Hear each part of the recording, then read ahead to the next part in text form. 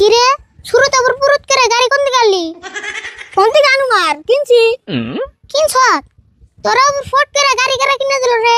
আঙ্গা আব্বা কিনে আনছে গুয়াহাটি থেকে। গুয়াহাটি থেকে আনছে? কত নিছে রে? 6600 টাকা। এত টাকা দিয়ে গাড়ি কিনে আনছে?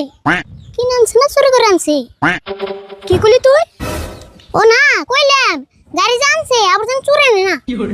চুরি নিব কে? আমার গাড়ি আমি ঘরে তালা মেরেছে দেই। আচ্ছা যাই হোক, গাড়িটা একটু চলাছেন দি কি রকম পিকআপ? সেই পিকআপ একদম থারেন না গাল দিসনি।